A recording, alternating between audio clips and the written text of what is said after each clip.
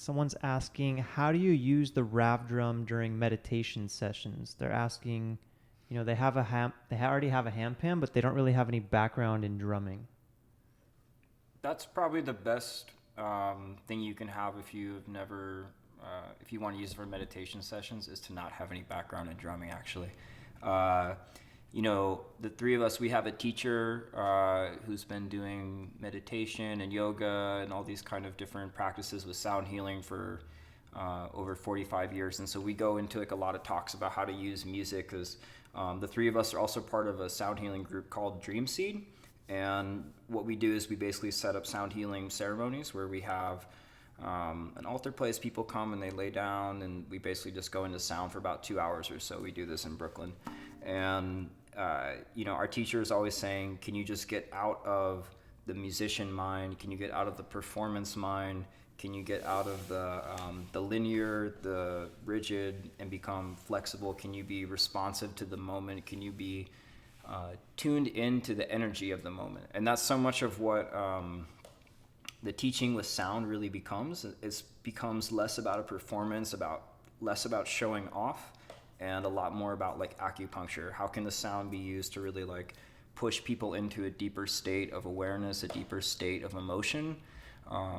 What I personally like to do is, with the Rav drum in particular, the Rav drum to me is like, I would say symbolizes water. It's just like the most watery sound ever. You just strike it and it's just, everything's just like flowing, like that kind of thing with it.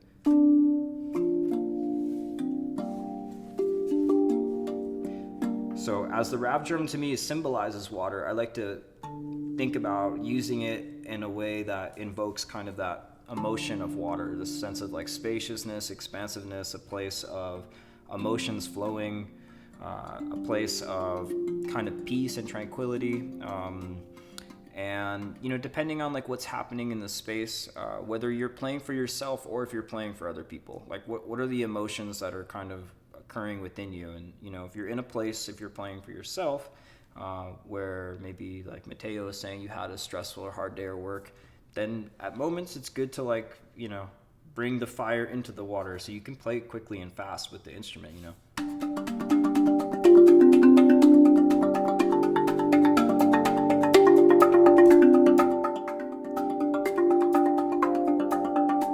And like you can get into it with a lot of like force, but then remembering that this is not a performance, it's a journey of consciousness, of awareness to bring us into a certain state of being. So it's really powerful to like bring that force, but then draw back on it and then come into a place of spaciousness.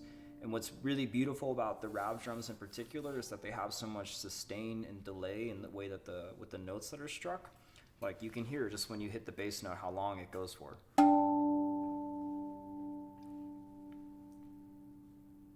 And now it's done. Almost, so you can really use this instrument, the Rav drum in particular, to tap into that spaciousness. So every time you strike it, you can be really slow, deliberate, and like be as much a active creator as you are a listener in the process, because you don't need to be filling the space so much. There's a lot of the sound is so drawn out that it creates a lot of space that you can just really step into that. So, like I said, you can bring like the fire, the force through the instrument. Like it has that capacity to be played rhythmically in that way. But then you can use it to be really spacious.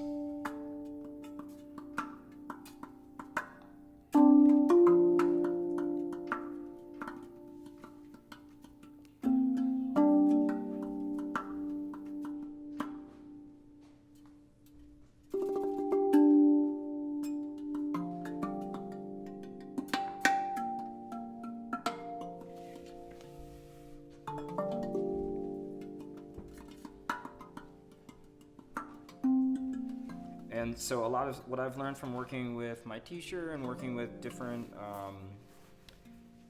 I guess you could say, elders in the world of sound healing is how, just paying deep attention to like what is it that the space needs at this moment? What is it that's really gonna move the energy into like a higher place, into a more resonant place, into a more like emotionally connected place? What is it that really is gonna allow people to step into that place where things are flowing and being more connected. And the key thing that our teacher and virtually every teacher that I've ever studied says is following your intuition. So the intuition just comes from being in a deep state of listening, in a deep state of connectedness with what's happening emotionally. So really like just tuning into that inner voice and having a sense of like trust with that.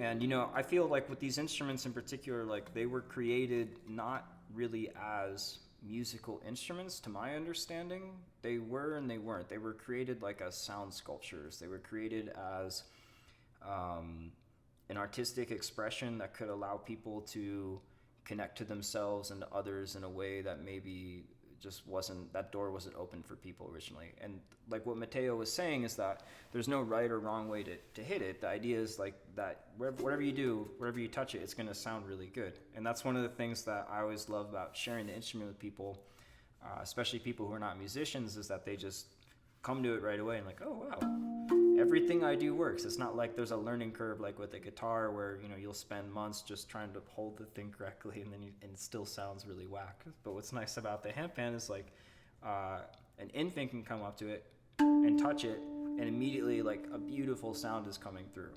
And what's also special about it, to come back to the question about it being meditation, is that when you're using the instrument as a meditative tool, there's no need for it to be a performance. We're not trying to show off or like become like a cool musician or something like that. It's just like creating spaciousness. It's just creating a space for emotions to open up and for us to step into like more of a place of expansiveness and healing in that regard. And so it doesn't require a lot of musical talent. It just requires like that awareness to be approached to the instrument. And I want to share one last thing about the question. I was watching the documentary called The Buddha, which is very funny. It's on Netflix. And there was a scene where there was a forest monk, and he goes, "Oh, but if I go away and I practice for really, and I don't practice for a long time as a renunciate, and then I come back to the flute, I will have not learned anything." And the Buddha says something like, "Oh no, because you've been practicing and you're in that place of renunciation. When you come back to the flute, you'll be a master." And then they display this, and the guy who's concerned about his flute playing comes back after months of meditation, just creates this beautiful, magical sound. And to me, that's the whole teaching. It's like, what is the consciousness? What's the intention? What's the emotional awareness that you are bringing into the instrument, and then allowing it to speak through you and creating that connection, and then the awareness of what's happening in the space. That's my answer to that question. How did that sound to you, Matteo? Wow, that was deep, Jerry. I mean, I totally agree. And what is great, I think what Jerry said is not only about handpans and rav drums. It's just about, you know, sound healing and music in general. And I don't have anything to say except I fully agree. Cool. That's why we work together. Do you measure the frequency in your sound healing sessions? Is there a healing frequency you aim for? I measure the healing frequency by the smiles that come out of the sound healing session. No, I personally don't do that. You know, the way that I have been studying sound healing is more, I would say, like in the traditional cultures where it's not so much something done with as much technology, I guess you could say. It's more like rooted in like ancient practices. One thing that came to me as I read this question was I was at a talk by the best handpan makers like of the world at Hangout in 2016, like all the makers, there's like 20 of them.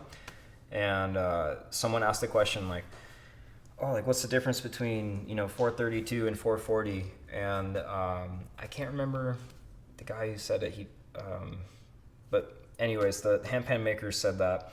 He's like, to everyone, has anyone here had a transcendental experience listening to music in 440? And of course, everyone, raises their hand because virtually all music is in 440. He's like, okay, so to me, it doesn't matter if it's in 432 or 440.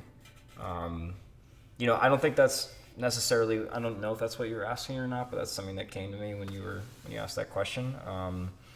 And for me, like the sound healing session is something that I do based off of like how it's affecting the heart of the people that come. That's my unit of measurement for it. So Yeah, I mean, I definitely agree. At least we are from the setup that when it comes to sound healing, once you get to the sound healing world, I mean, your intention is probably the crucial thing. Your frequency is you have to just make sure that your frequency, you vibrate high, and because this is what you're going to transmit through the instruments, and I know Carlos Santana said that the sound is in fingers. And so we don't measure the frequency. We don't get into numbers so much. Although I have background as a sound engineer, and I love to look at the frequency graphs and all kind of spectrum graphs. But what I discovered in my journey, being in a scientific world of sound and sound healing setup, definitely the frequency, what you transmit into the field, is probably more important than just certain frequency. And we in Dream Seat, as Jerry said, we have sometimes 30 instruments. There's like 5-6 people there, each one of us have 5-6 instruments, so there's like 30 instruments there, and sometimes we play all of them. I mean, not in the same time, but there are like 5 people playing different instruments in the same time. So there's all kinds of frequencies. They're all just blended. Didgeridoos, handpans, guitars, voices. So we don't aim for certain frequency. Like I don't know, I see those videos in YouTube, 516 hertz to open your heart chakra. I mean, let's be honest, this frequency itself will not open your heart chakra. It takes much more than that. This video is an excerpt from our Handpan Q&A live. It was an hour and 40-minute long video we did where we were taking questions from the audience live on YouTube. So I definitely suggest you check out that video. Make sure to subscribe to our channel here at Didge Project. Give this video a thumbs up, and we will see you in the next one. Peace.